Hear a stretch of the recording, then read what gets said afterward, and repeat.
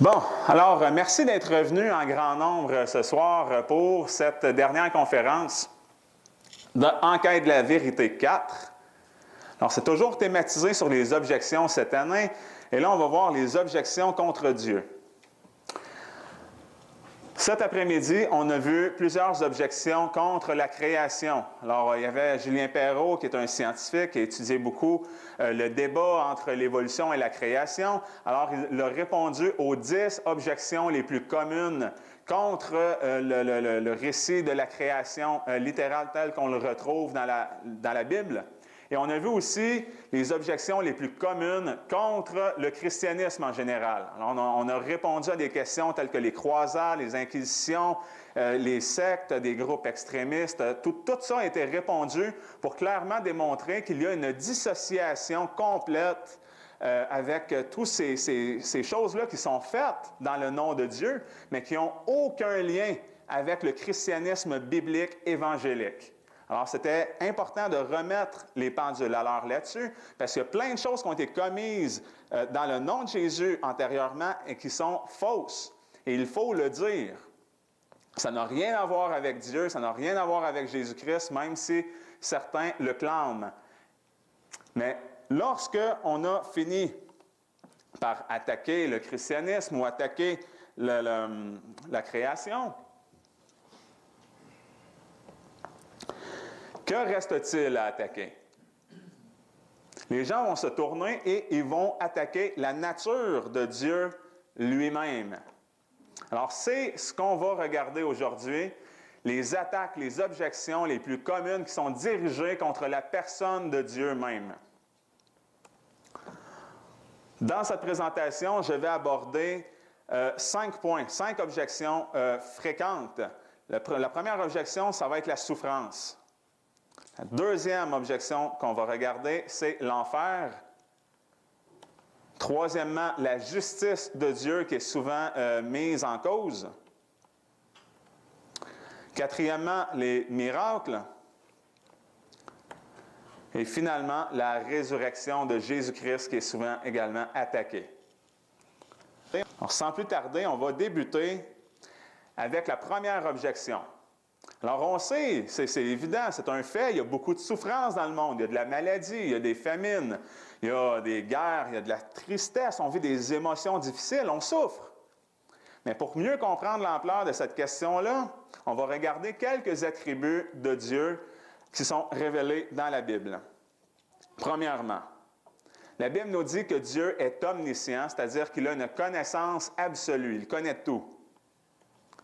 Deuxièmement, Dieu est tout-puissant, omnipotent, il a une capacité illimitée. Dieu est aussi bon, nous révèlent les Saintes Écritures, et Dieu est amour, bien sûr. Alors, si Dieu est tout ça, c'est-à-dire omniscient, tout-puissant, bon et amour, comment se fait-il qu'il y a encore de la souffrance dans le monde? C'est une excellente objection. C'est l'objection, je crois, la plus populaire qui est soulevée contre Dieu.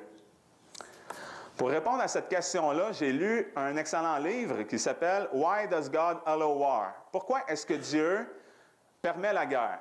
Ça a été écrit par Martyn Lloyd-Jones, que vous voyez là.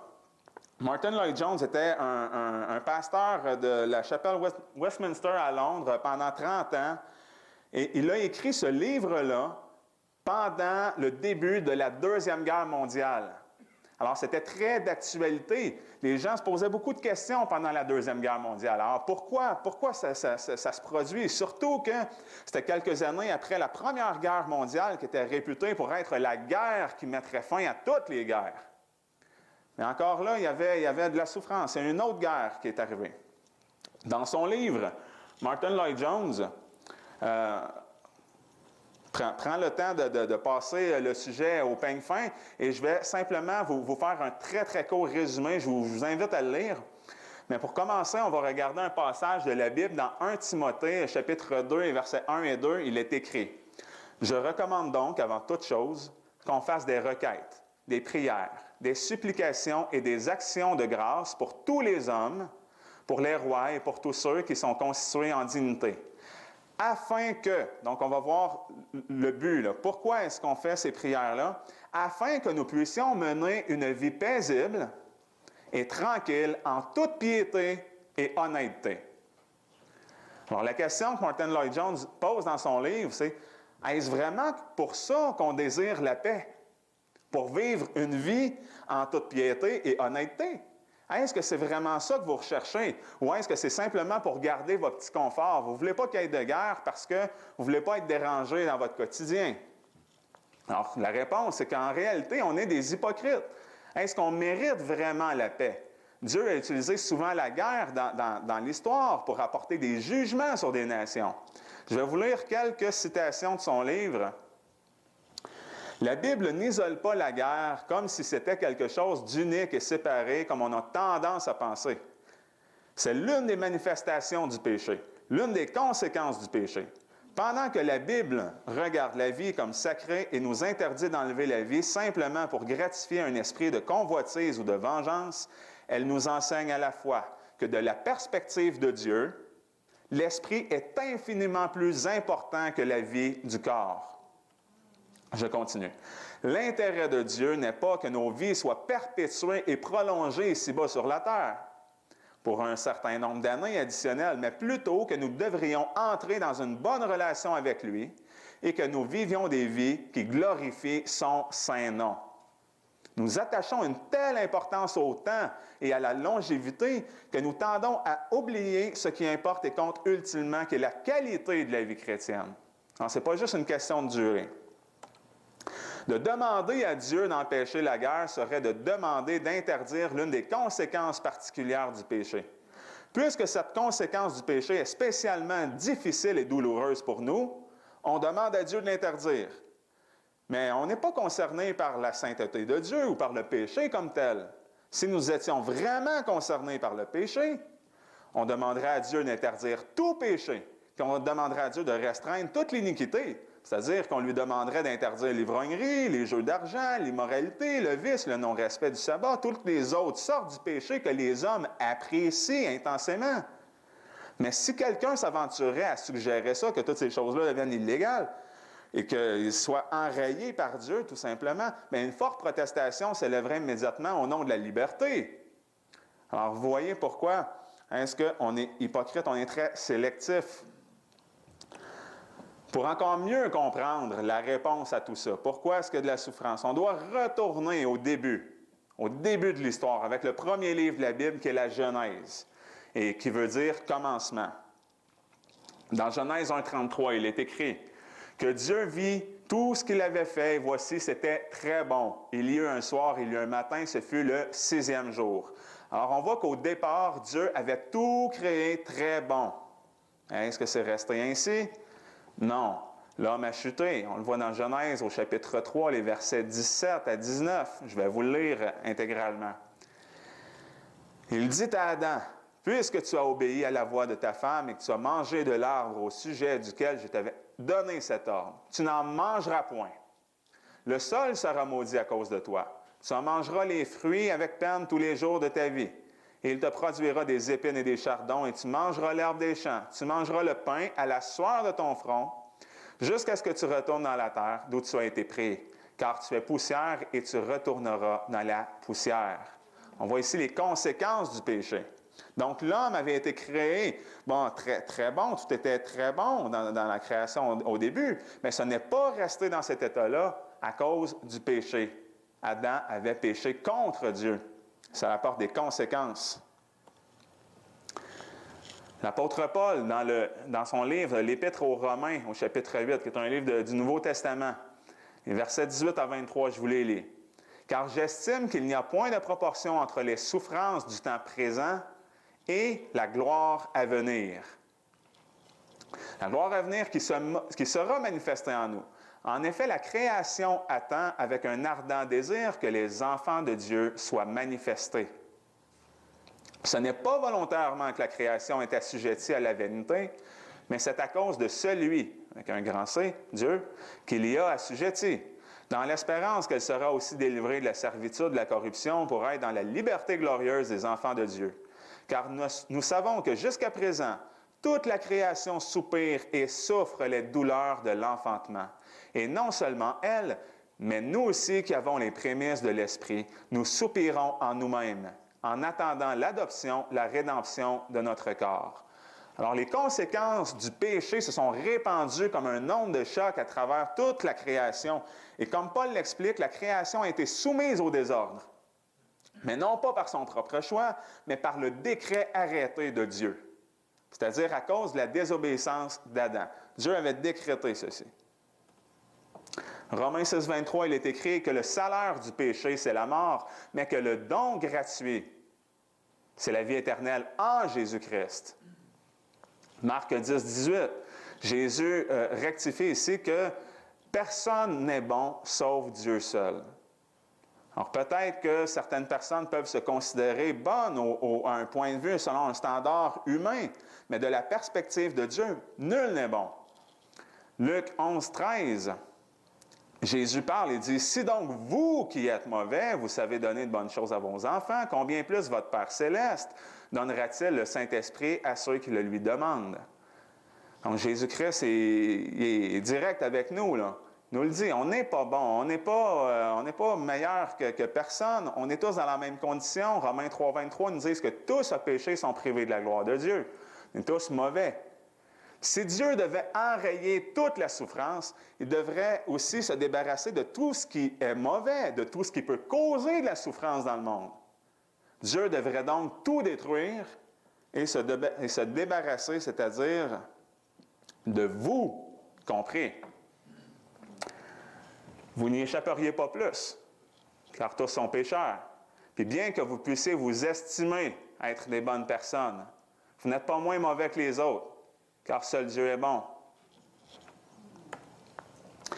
Mais l'Éternel est miséricordieux et compatissant. Il est lent à la colère et plein de bonté. Alors, c'est en partie la réponse à notre question, là.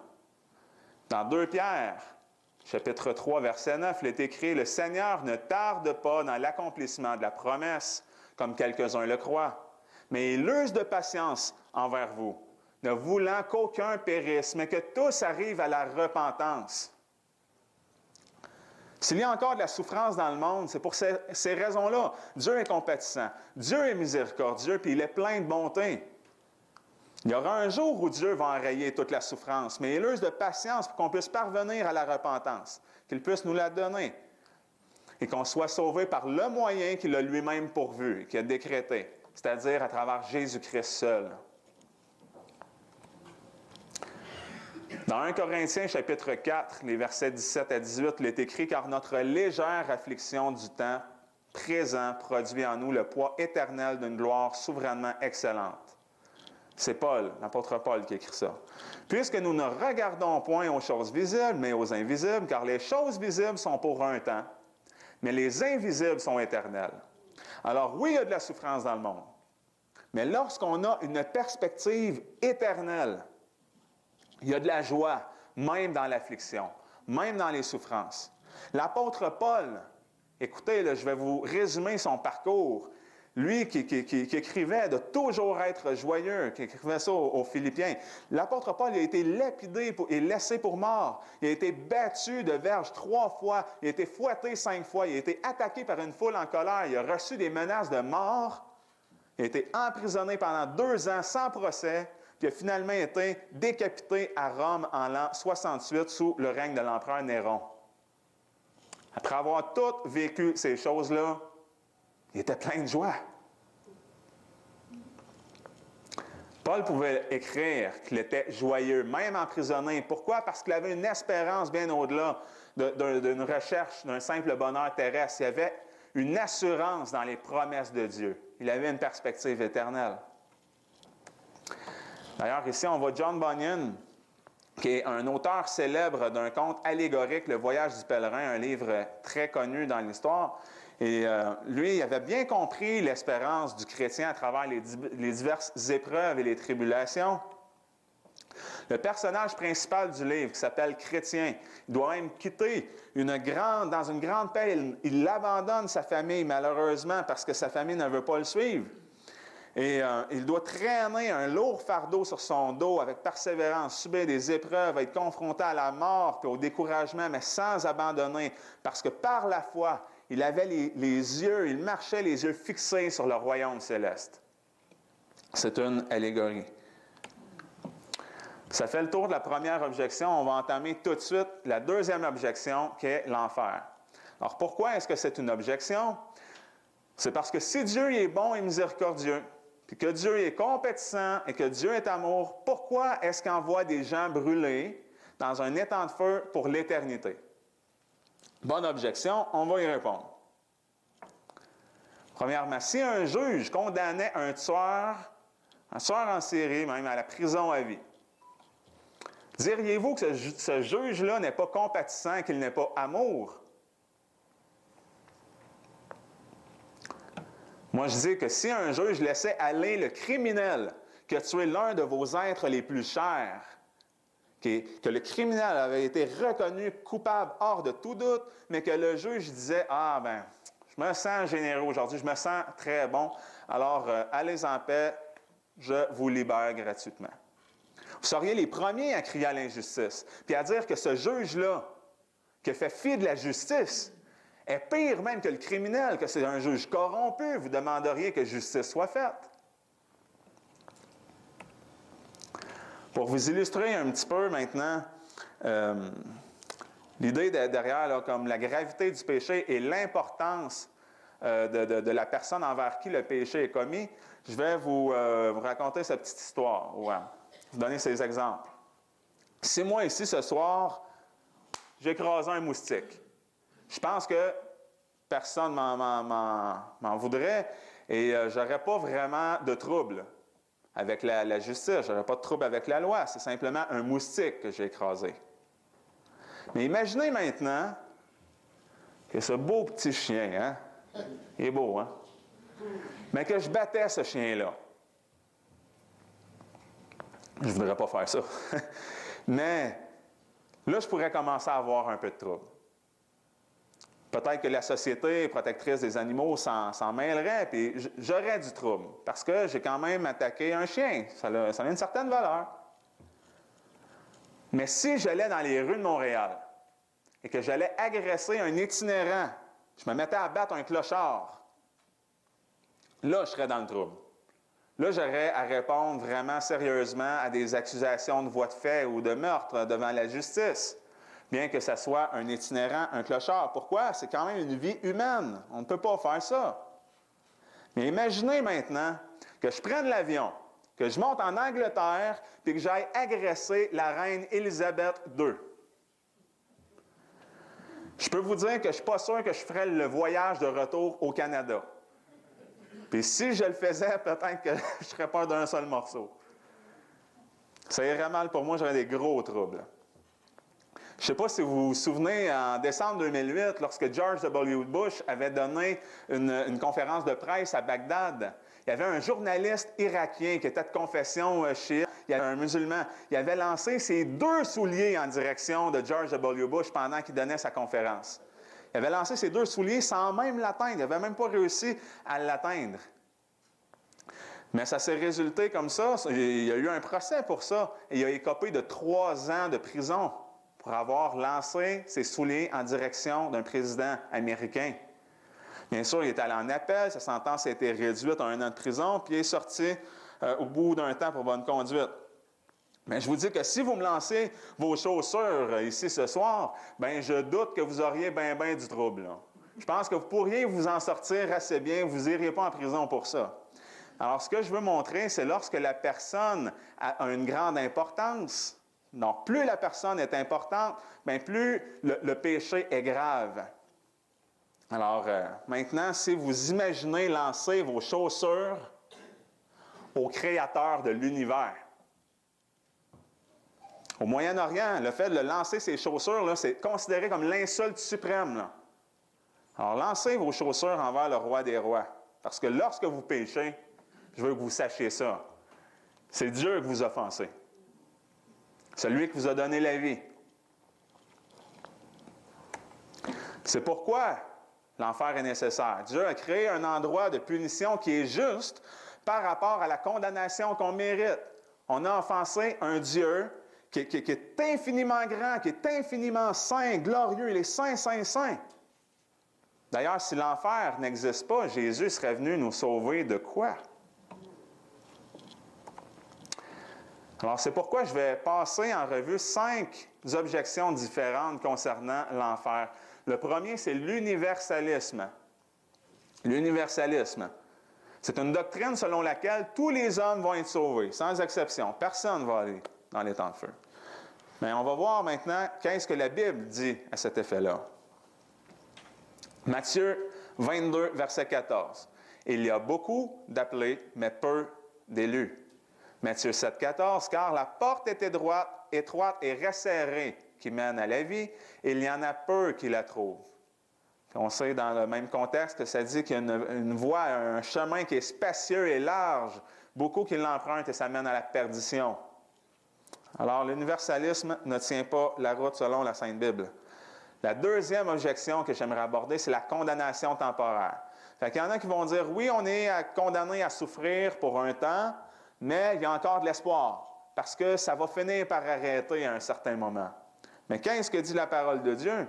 Matthieu 25, 46, « Ils iront aux peines éternelles, mais les justes iront à la vie éternelle. » On voit que les peines sont de durée infinie, éternelle. Daniel 12, 2, « Et plusieurs de ceux qui dorment dans la poussière de la terre se réveilleront, les uns pour la vie éternelle et les autres pour l'opprobre et une infamie éternelle. » Ça ne tient pas la route, ça non plus. Troisième objection, c'est l'annihilation, c'est-à-dire la doctrine selon laquelle les hommes qui ne seront pas sauvés, plutôt que de souffrir, ils vont être entièrement détruits, ils vont cesser d'exister, vont être anéantis.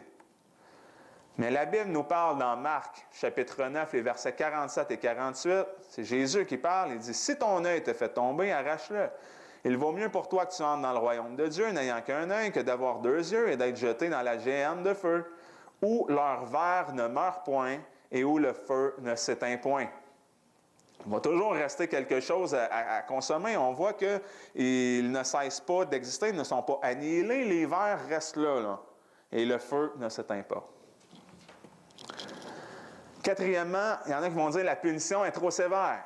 On dit que ça n'a juste pas de bon sens. Il y en a qui vont dire, pensez-vous que Dieu est un bourreau? Comment qu'il pourrait faire ça? De laisser des gens brûler dans l'enfer pour l'éternité. La punition serait bien trop cruelle. Mais ce n'est pas nous qui définissons ce qui est juste. Ce n'est pas nous qui avons à raisonner et à définir c'est quoi l'amour de Dieu. Dieu, c'est lui le juge, puis on n'a pas à raisonner pour accommoder, c'est-à-dire le châtiment, puis apaiser nos consciences. La punition, elle est entièrement proportionnelle à notre privilège. Comme j'ai dit plus tôt, Dieu est saint, saint, saint. Il a en horreur le péché. Puis notre péché contre lui est infiniment grave. C'est pourquoi Dieu a pourvu d'offrir un sacrifice d'une valeur infinie. C'est-à-dire, c'est son Fils unique, Jésus-Christ, qui nous a offert. Le sang de Jésus est précieux à ce point-là. Alors, d'affirmer que le jugement est trop sévère, c'est d'abaisser la valeur du sacrifice de Jésus-Christ. Et la cinquième objection, c'est de dire que seulement les mauvaises personnes iront en enfer. Exactement. Seulement les mauvaises personnes iront en enfer, c'est-à-dire tout le monde. Tout le monde qui mérite un tel châtiment, puisque personne n'est bon. Tous sont mauvais. Puis ceux qui prétendent une telle chose ne comprennent pas la gravité du péché puis croient en leur propre bonté. Parce que rien de souillé va entrer dans la présence de Dieu, dans son royaume. Et il n'y a pas de troisième option. Et quand je dis qu'il n'y a pas de troisième option, c'est que le purgatoire n'existe pas. C'est une doctrine inventée de l'Église catholique. La Bible n'en parle aucunement.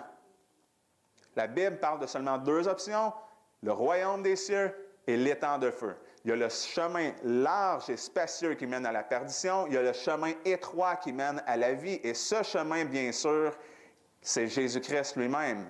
Il est cette porte étroite-là, notre seul sauveur. Alors, on voit d'un côté, on a la mort éternelle, de l'autre, la vie éternelle. On a des tourments éternels sans fin et de l'autre côté, un bonheur sans fin. D'un côté, on a ce que nos péchés méritent, tandis que de l'autre côté, on a ce que Jésus-Christ mérite.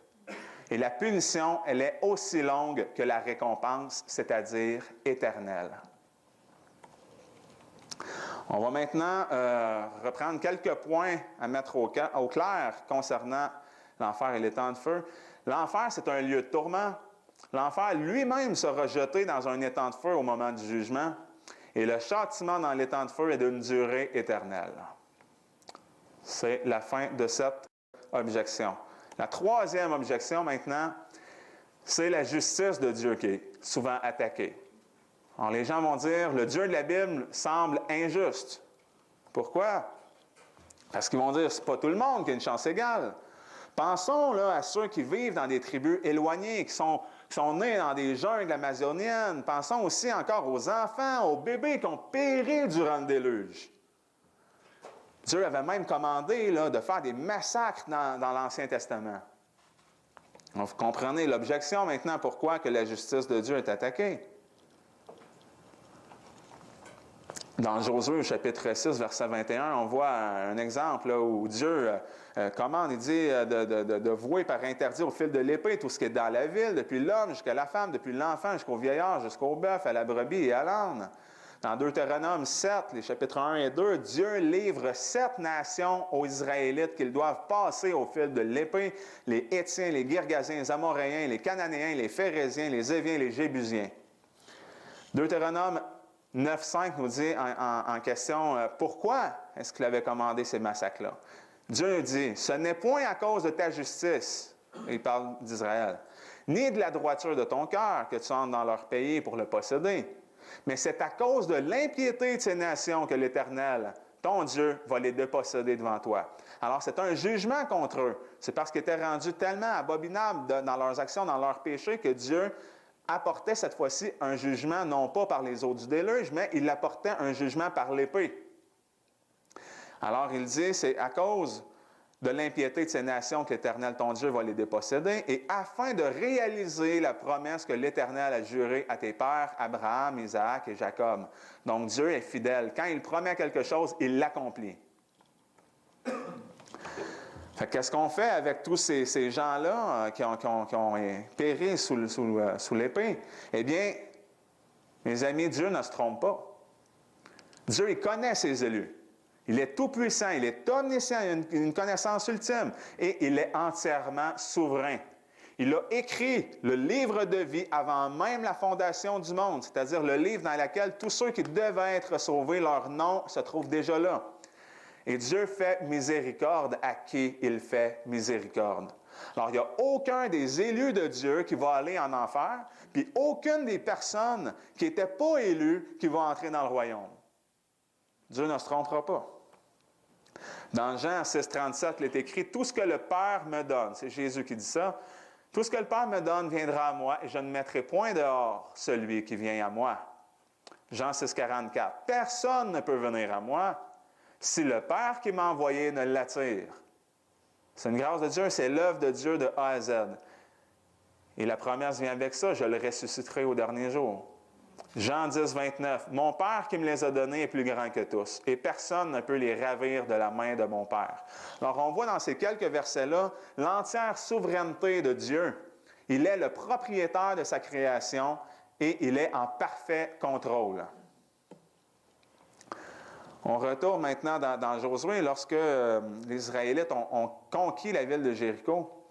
Josué laissa donc la vie à Rahab, la courtisane, et à la maison de son père, et à tous ceux qui lui appartenaient.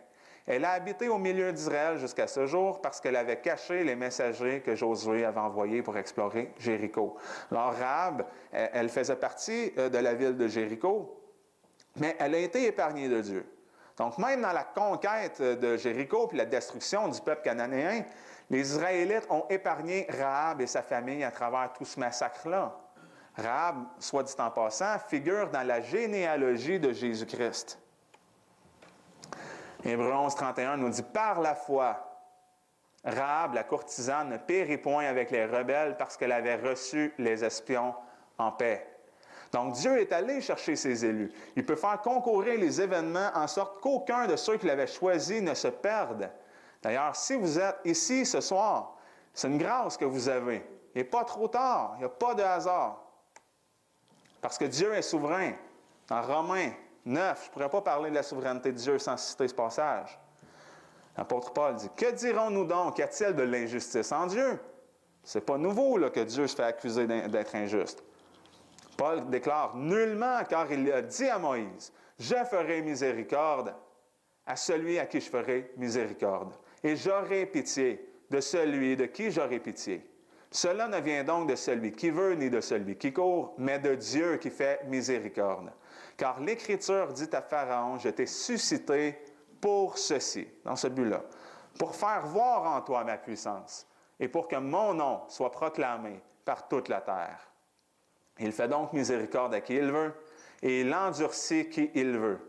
Or tu me diras, pourquoi Dieu se plaint-il encore? Car qui peut résister à sa volonté? Mais plutôt, ô homme, qui es-tu, toi qui contestes avec Dieu? Le vase d'argile, dira-t-il à celui qui l'a formé, pourquoi m'as-tu fait ainsi? Le potier n'a-t-il pas le pouvoir de faire d'une même masse de terre un vase pour des usages honorables et un autre pour des usages vulgaires? Alors, on n'a rien à redire. Dieu est le créateur, il est le propriétaire, on n'est que poussière. Il faut arrêter de s'estimer. Humilions-nous. Humilions-nous. Il est écrit que Dieu fait grâce aux humbles, mais il résiste aux orgueilleux. On n'a pas plus de valeur que ça, mais on en a une valeur. Parce que c'est pour sa gloire, Dieu nous a rachetés en nous donnant son Fils, comme on l'a vu plus tôt. Mais on ne peut pas contester avec le Créateur. Il est en contrôle. Mais que dire maintenant de ces personnes qui n'ont jamais entendu parler de Jésus? Il y a des gens qui ont été élevés dans une religion X, dans l'hindouisme, dans le bouddhisme, dans des régions éloignées dans le monde. Que dire aussi de ceux qui vivent dans des pays où le christianisme est opprimé? Selon l'étude de Barrett et Johnson réalisée en 2001, sur 6,7 milliards de personnes sur la Terre, eh bien, 24 %, c'est-à-dire une personne sur 4 environ, sont complètement non évangélisés. Ça veut dire qu'ils n'ont jamais été rejoints par l'Évangile. Et sur 6,7 milliards de personnes, d'habitants terrestres, seulement 748 millions sont des chrétiens évangéliques. Et sur ce nombre-là, les 748 millions, il y en a beaucoup qui sont chrétiens évangéliques de nom, là. Ça l'englobe ça. Le chiffre est encore beaucoup plus bas. Mais Dieu a déterminé le lieu et le moment de votre naissance. Quand je disais qu'il n'y avait pas de hasard, que Dieu est en contrôle, eh bien, c'est une réalité.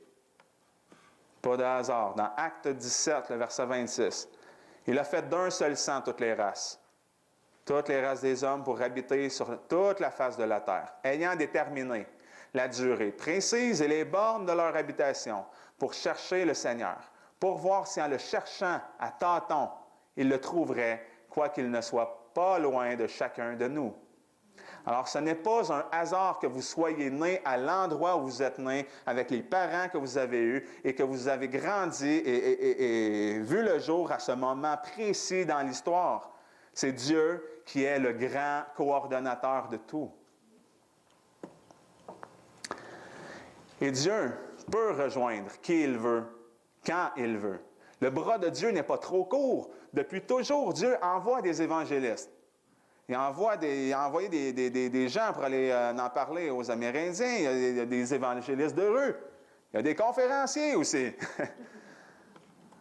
Dieu peut même envoyer des missionnaires qui vont dans les fonds les plus reculés de la jungle, qui vont aller rejoindre des gens. Alors, il y a des gens qui se convertissent à Jésus-Christ à tous les jours, partout sur la terre. On n'entend juste pas parler, mais ça se produit. Dieu opère encore. Très activement, il est vivant. Dieu peut utiliser toutes sortes de médias. Il va utiliser des journaux, des émissions de radio, des émissions de télé. Dieu va utiliser l'Internet, il va utiliser des conférences comme Enquête de la vérité pour aller rejoindre ses élus. Dieu peut même envoyer un ange s'il le veut. Ça s'est déjà fait dans le passé. Mais c'est sa création. C'est son histoire. Il ne faut surtout pas oublier ça, que Dieu a tout créé. Mais non seulement tout a été fait par Dieu, mais tout a été fait pour lui. C'est pour lui, toute cette création-là. C'est pour sa gloire. Alors, je vous invite fortement à écouter la conférence que j'ai donnée l'année passée, en Quête de la vérité 3, qui s'intitule « Créé pour lui ». C'est disponible dans le coffret 3 si vous voulez approfondir le sujet. On va enchaîner avec la 4e objection sur les miracles. Pourquoi est-ce qu'on ne voit pas des amputés être guéris si Dieu opère des miracles? Alors, il y a des gens qui vont attaquer Dieu basé sur ce fait-là. Donc, en d'autres mots, certains vont s'objecter contre Dieu puis contre son existence. On essaie de prouver que Dieu n'existe pas basé là-dessus. Parce qu'ils n'ont jamais vu un miracle se dérouler sous leurs yeux. Mais premièrement, Jésus a déjà guéri un amputé. On voit quand que Jésus a été arrêté, Simon-Pierre il a tiré son épée puis a emporté l'oreille droite de Malchus, qui était le serviteur du souverain sacrificateur. Et Jésus a guéri cet homme-là. Jésus a pris la parole, il a dit « Arrêtez-vous » et il a touché l'oreille du serviteur et il l'a guéri. Mais qu'est-ce que nous dit la Bible concernant maintenant les miracles et la foi? Ça nous dit que la foi vient de ce qu'on entend. Ce n'est pas de ce qu'on voit. Alors, la foi vient de ce qu'on entend et ce qu'on entend vient de la parole de Dieu. C'est un concept qui est important à retenir. Retenez ça. La foi vient de la parole de Dieu. Dans Hébreux 11, 1, on voit ici une définition de la foi. La foi est une ferme attente des choses qu'on espère. Elle est une démonstration des choses qu'on ne voit point. Alors, certains vont dire, ben moi, je vais croire en Dieu, là, juste la journée où je vais le voir. Mais basé sur cette déclaration-là, il va être trop tard, parce qu'il y a un grave problème. Parce que Dieu a décrété qu'on pouvait être sauvé par le moyen de la foi seule. Et si la foi, c'est une démonstration de choses qu'on ne voit point, il va être trop tard lorsqu'on va voir Dieu. Vous comprenez? L'homme n'est pas placé pour contester avec Dieu, comme on l'a vu plus tôt. Dieu a choisi comment il s'est révélé. Dieu a choisi comment il établit sa relation avec l'homme. Et Dieu a choisi aussi comment il voulait sauver l'homme. C'est par la prédication de la foi. On voit l'histoire dans Luc 16, où il y a un homme riche et il y a aussi Lazare qui était pauvre et mal en point. Et les deux hommes sont morts, l'homme riche a abouti en enfer, tandis que le pauvre Lazare, lui, a été porté du côté d'Abraham. Et le riche souffre dans les tourments. Il demande même à Abraham si Lazare pouvait juste mettre un peu d'eau sur sa langue pour apaiser ses souffrances. Mais le riche aussi se soucie de ses proches et soucie de sa maison, de ses frères qui sont encore en vie. Alors il dit, « Je te prie donc, Père Abraham, d'envoyer Lazare dans la maison de mon Père, car j'ai 5 frères, pour leur attester ces choses, de peur qu'ils ne viennent aussi dans ce lieu de tourment. » Alors une fois qu'il est rendu là, il se dit, « Hey, ça n'a pas d'allure, je ne veux pas que ma famille hérite du même sort que moi. » Il veut que Abraham envoie quelqu'un témoigner à ses frères. Alors il lui dit, « Ils ont Moïse et les prophètes. » Abraham lui répond, « Ils ont Moïse et les prophètes, qu'ils les écoutent. » C'est-à-dire, la parole de Dieu, elle est là.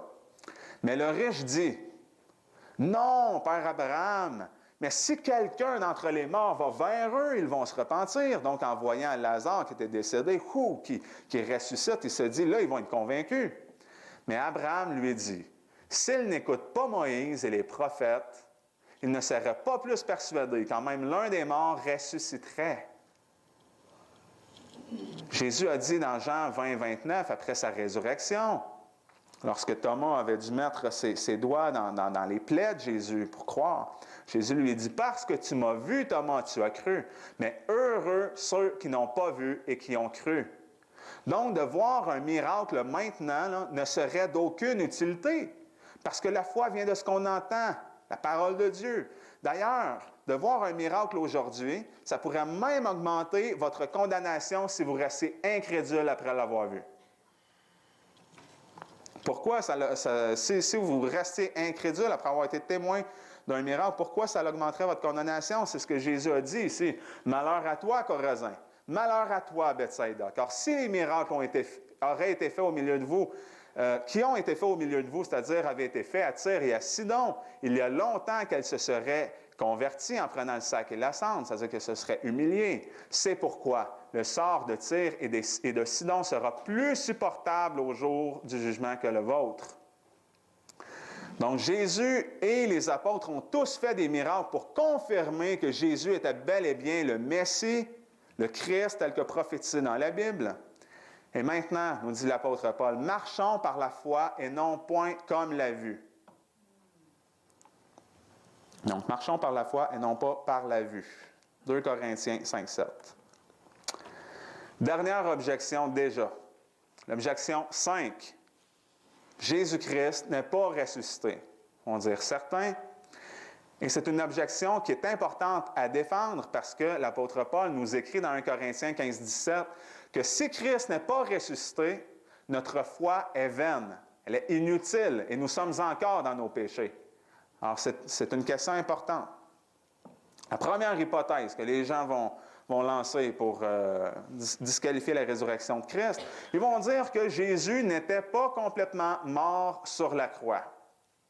Mais imaginez une minute, là, que Jésus fut pensé mort, qui a été décroché de la croix, puis qui a été mis dans le tombeau encore vivant, là, bien magané, mais vivant.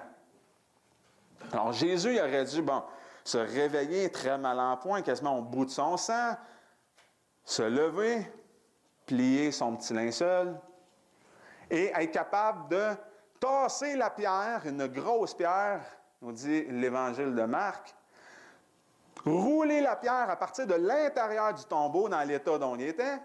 Ensuite, il y avait des gardes, donc il aurait dû, je ne sais pas moi, aller faire une petite prise du sommeil à un garde, un petit coup de ninja à l'autre, et aller apparaître ensuite à ses disciples pour les convaincre que ça ressemblait à ça, la résurrection.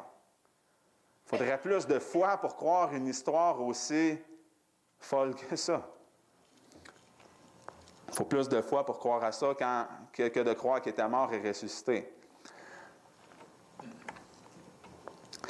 Dans Jean 19, 34, il est écrit que l'un des soldats lui perça le côté avec une lance et il sortit aussitôt du sang et de l'eau.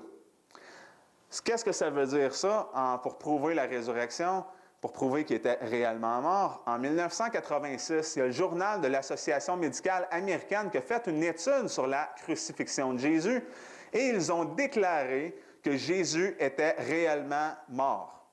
Ils ont dit que l'écoulement de l'eau et du sang qui provenait du côté de Jésus après avoir été percé par la lance était une preuve médicale certaine qu'il était définitivement mort avant d'avoir été descendu de la croix. Parce que le fait qu'il y avait de l'eau mélangée avec le sang qui s'est écoulé prouve que son cœur et ses poumons avaient été perforés.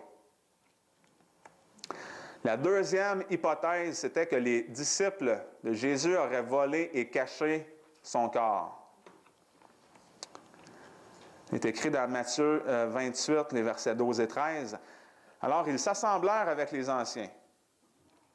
Ça, c'est des Juifs, des autorités juives. Et après qu'ils eurent délibéré, ils ont donné une bonne somme d'argent aux soldats et leur dirent, « Dites, ces disciples sont venus de nuit et ont dérobé son corps pendant que nous dormions. » Et ça, c'est encore, nous dit la Bible, que c'est encore quelque chose qui court parmi les Juifs aujourd'hui, ce mensonge-là. Mais croyez-vous vraiment que les disciples de Jésus, qui avaient peur au moment où Jésus s'est fait arrêter, tout le monde s'est dispersé, pendant que Jésus était en vie, là, il n'était pas courageux du tout, mais pensez-vous qu'ils auraient risqué leur vie pour voler un corps mort, alors qu'ils n'ont pas risqué leur vie pendant que Jésus est encore vivant? C'est absurde. Même que l'apôtre Pierre avait renié 3 fois Jésus, dont 2 fois à une simple servante. Ça ne tient pas la route. L'hypothèse numéro 3, qui dit que tout le monde se serait trompé de tombeau. Tout le monde est arrivé au mauvais tombeau, c'est pour ça qu'il était vide. Dans Marc 15, versets 46-47, Joseph, ayant acheté un linceul, le descendit de la croix, l'enveloppa dans ce linceul, et mit Jésus dans un sépulcre qui était taillé dans le roc. Il roula une pierre à l'entrée du sépulcre. Et Marie de Magdala et Marie, mère de José, regardaient où on le mettait. Donc, premièrement, là, si tout le monde s'était trompé de tombe, Joseph d'Arimathée les aurait corrigés, parce que c'était lui qui avait mis le corps de Jésus dans le tombeau. Puis c'est lui qui avait roulé la pierre. Puis deuxièmement, si le corps de Jésus était resté toujours dans le tombeau, ses ennemis auraient tout simplement eu à pointer le corps, à dire hey, « Arrêtez ça tout de suite, on a encore le corps ». Alors on voit que l'hypothèse est très faible. Hypothèse numéro 4, les disciples de Jésus auraient tous menti. Encore là, sur toute la gang là, de disciples, là, il n'y en aurait pas eu un qui aurait levé la main pour dire pourquoi est-ce qu'on mentirait? Il est mort. Il est encore mort, il est dans le tombeau. Ils vont sortir le corps. Qu'est-ce que ça donne de faire un mensonge? Deuxièmement, ils savaient que c'était un péché que de produire un faux témoignage. Si on voit l'historien Flavius Joseph, je vais y revenir plus tard, dans 1 Corinthiens 15, 5 à 8, il a été vu de Céphas. Ça, c'est Jésus-Christ après sa résurrection. Puis il a été vu des 12. Ensuite, il a été vu en une seule fois de plus de 500 frères. Donc, ça commence à faire du monde là, qu'il faut qu'ils se tiennent dans le mensonge. Là. Et dont la plupart sont encore vivants. Et dont quelques-uns sont morts. Ensuite, il s'est fait voir à Jacques, puis à tous les autres apôtres. Et après tous, il m'est apparu à moi. Donc, à Paul aussi comme un avorton.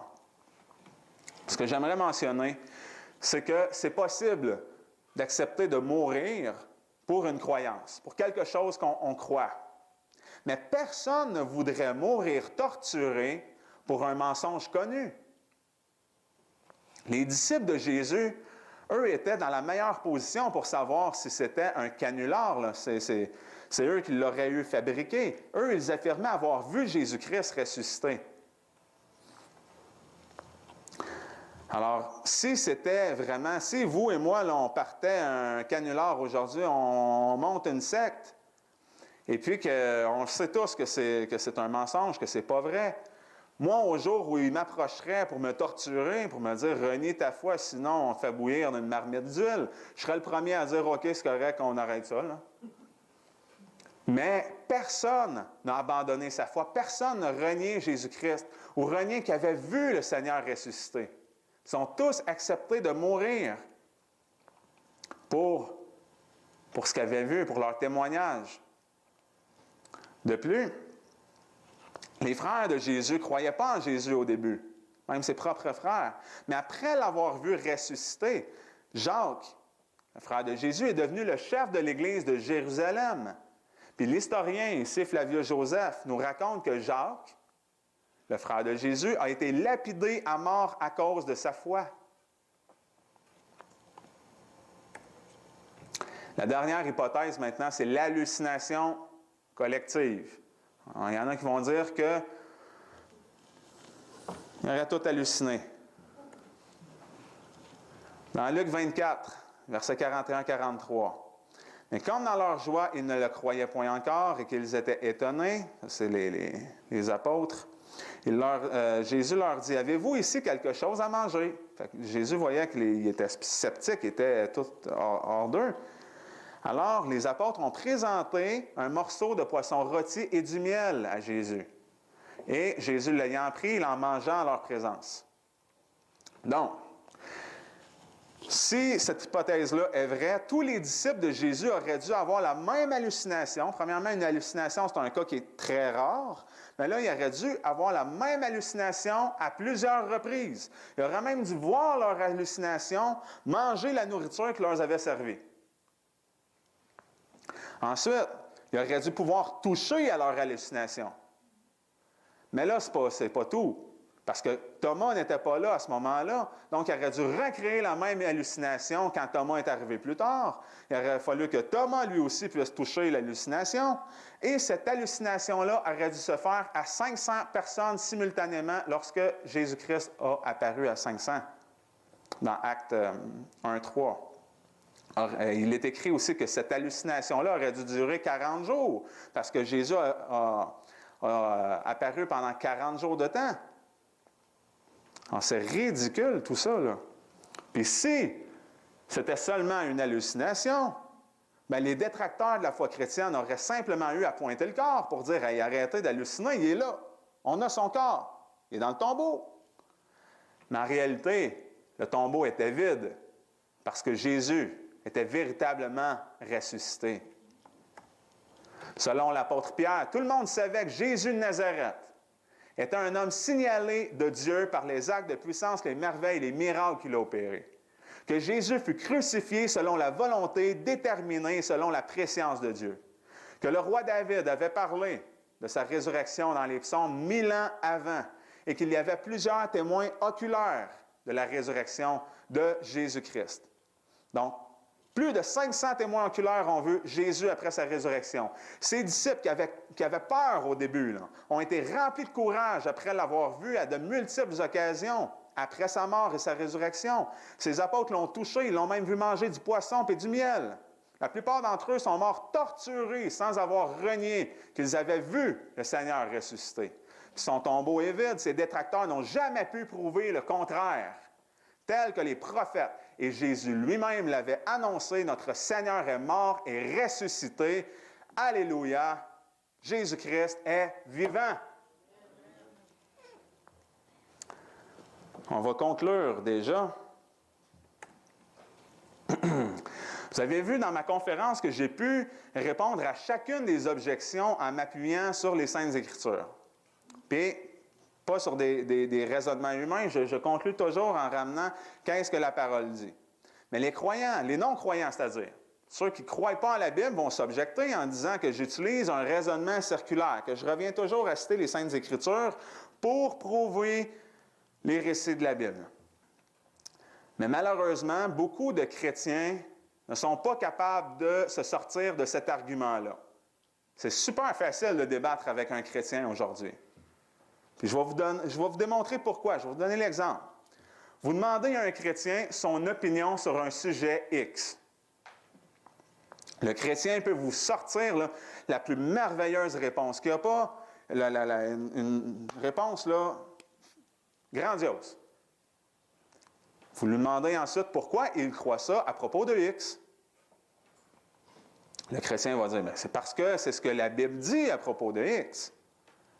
Vous posez une dernière question. Pourquoi est-ce que vous faites confiance à ce que la Bible dit? Game over. C'est terminé là.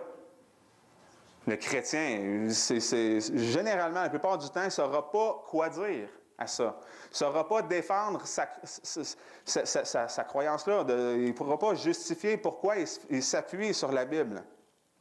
Ou il va essayer de donner une de ces deux mauvaises réponses-là que voici.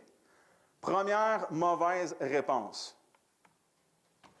J'ai été élevé dans la foi chrétienne. Je crois à la Bible parce que j'ai été élevé là-dedans.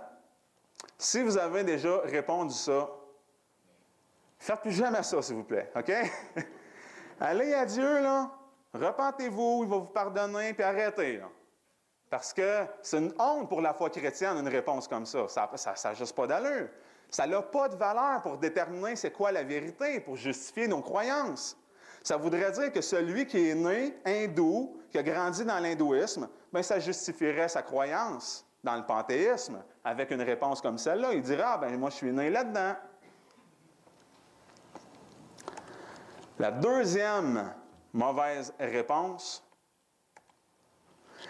j'ai essayé la Bible et ça fonctionne. Je vais vous démontrer pourquoi il y a un grave problème avec une réponse comme celle-là. Je vais raconter l'histoire d'un homme. Un homme qui est né au Nebraska, aux États-Unis. Il a grandi ensuite au Michigan dans une très grosse famille. Mais son père a été assassiné tandis qu'il était jeune et sa mère était atteinte d'une maladie mentale, alors elle a dû être institutionnalisée. Alors ce jeune homme-là, avec ses frères et ses sœurs, a été dispersé, ils ont tous été dispersés dans différents foyers d'accueil et à travers de la parenté. Alors le jeune homme a erré de foyer d'accueil en foyer d'accueil, jusqu'au jour où sa sœur, qui était plus vieille, était rendue assez grande pour vivre d'elle-même. Il est allé habiter avec elle au Massachusetts. Mais c'est au Massachusetts que là, ça a commencé à mal virer pour lui. Il a sombré dans toutes sortes de vices. Il a commencé à fréquenter la rue. C'était un dealer de drogue, c'était un pimp, c'était un voleur, c'était un gambler.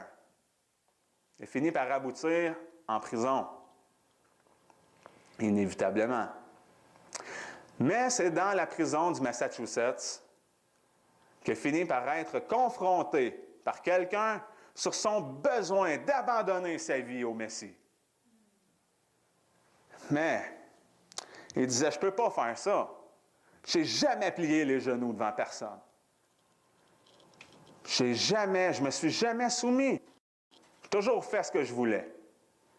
Je comprends vraiment ce que tu veux dire, mais je ne peux juste pas plier les genoux. Je ne peux pas abandonner ma vie.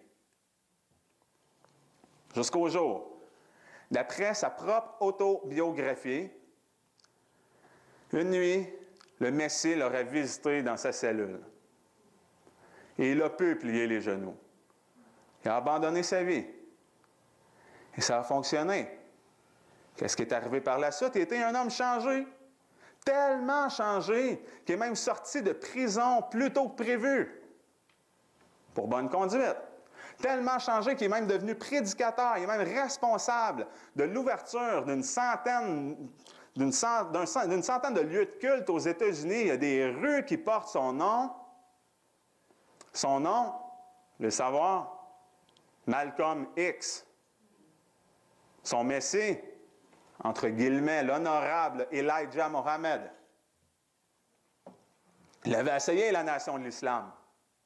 Ça a fonctionné pour lui. Il a finalement reconnu que son prophète était une fraude, c'est un charlatan. Il a abandonné la nation de l'islam et il s'est fait assassiner pour ça. Mais il avait essayé la nation de l'islam et ça l'avait fonctionné.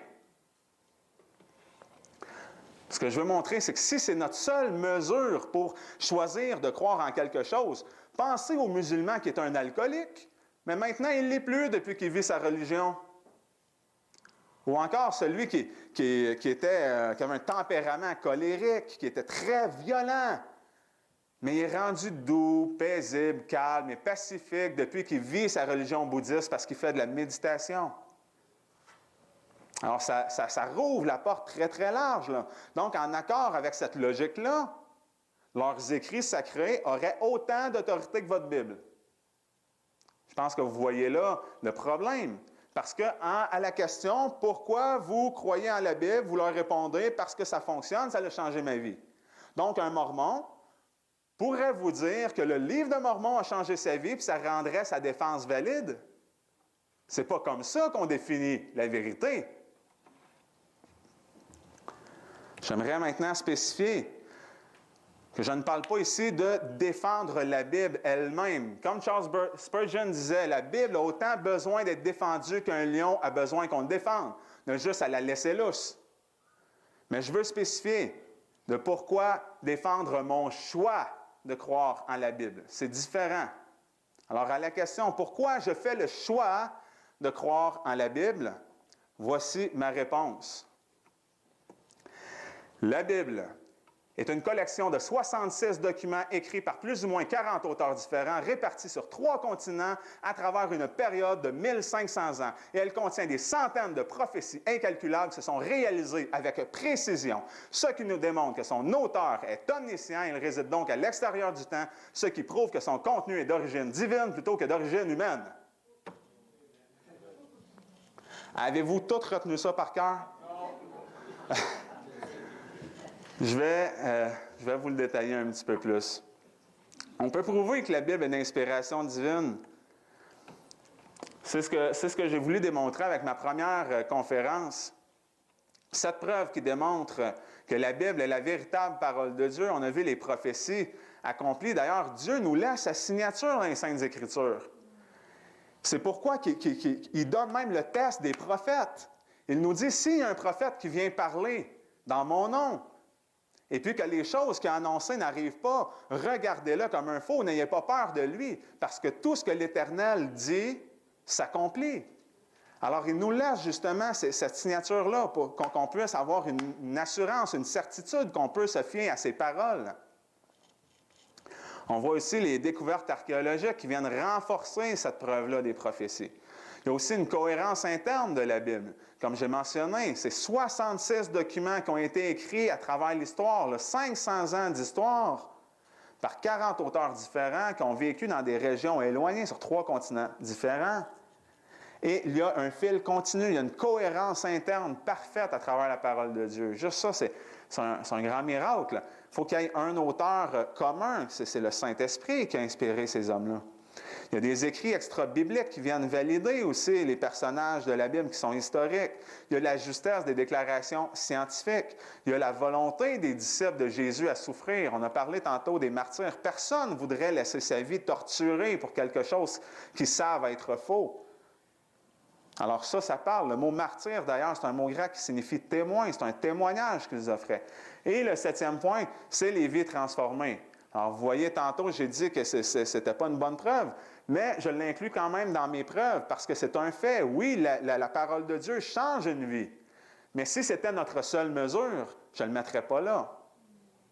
Il y a plusieurs autres points qui peuvent être apportés, sur lesquels on a une foi renforcée, qu'on peut se fier à la parole de Dieu. Et c'est ce que je vous dis aujourd'hui. On peut avoir une entière confiance en la Bible. Bâtissez votre vie sur le roc. Le roc, c'est la parole de Dieu, c'est Jésus-Christ, et ainsi vous ne serez pas confus. Je vous laisse avec ces quelques versets. Il y a une ferme assurance dans la crainte de l'Éternel. Il y aura une sûre retraite pour les enfants de celui qui le craint. Jean 3, 17, celui qui croit en lui n'est point condamné, mais celui qui ne croit point est déjà condamné, parce qu'il n'a pas cru au nom du Fils unique de Dieu. Alors, pour tous ceux et celles qui rejettent Dieu pour une raison ou pour une autre, si vous écoutez cette conférence-là, il n'est pas trop tard. Repentez-vous et croyez en Jésus-Christ, qui est puissant pour vous sauver parfaitement. Et le même Dieu qui a ressuscité Jésus d'entre les morts va vous ressusciter également pour la vie éternelle. Alors, gloire à Dieu. Si vous avez des questions, bien, sachez que je vous donne mes coordonnées. Vous avez mon adresse courriel, mon numéro de téléphone. Je suis là pour répondre. Je suis là pour servir. Je fais tout ça gratuitement pour aider les gens, pour que la vérité soit connue. Je veux annoncer l'Évangile. Alors, gênez-vous pas. Je vais aussi prier pour vous, parce que je sais que c'est seul Dieu qui peut opérer un tel miracle, qui peut vous régénérer. Et j'ai à cœur que vous soyez sauvés. Puis c'est pour ça que j'offre mes services gratuitement. D'ailleurs, s'il y en a qui veulent organiser une conférence, bien, pour mieux répandre la vérité, je suis là pour aider les chrétiens à être mieux équipés et à défendre leur foi, pour ainsi mieux évangéliser par la suite. Je vous remercie énormément de toute votre attention, d'être là, de vous être déplacés pour être venu m'écouter ce soir. C'est un grand privilège que vous me faites. Que la paix du Seigneur Jésus-Christ soit sur vous tous. Amen. Merci beaucoup.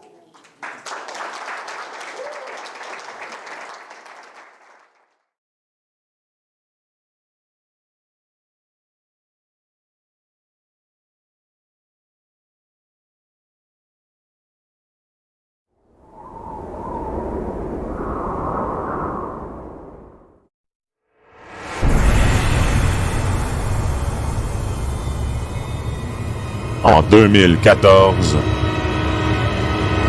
Enquête de la vérité vous présente un homme de conviction. Voddie Baucham. Either you need to stop claiming my Jesus, or you need to stop reinventing him. Instead of relying on the sufficiency of Scripture and going back to God's Word to figure out what our roles as husbands and wives and mothers and fathers are supposed to be, we try to negotiate those among us. If we continue to send our children to Caesar for their education, we need to stop being surprised when they come home as Romans. My children are mine, not wards of the state. The government has no jurisdiction over my children. Un événement à ne pas manquer. And if you think shepherds weren't manly, you've never met one. Pour une vision biblique du monde. A shepherd is a bad dude.